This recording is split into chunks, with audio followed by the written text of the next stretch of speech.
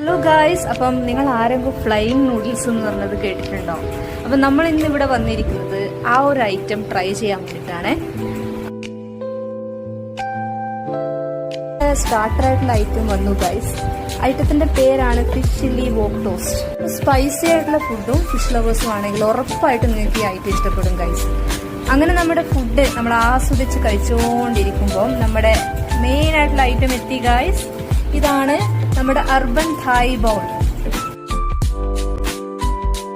അപ്പൊ ഈ ഡിഷിൽ വെറൈറ്റി ആയിട്ടുള്ള നോൺ വെജ് ഐറ്റംസ് ആണ് വന്നിരിക്കുന്നത്.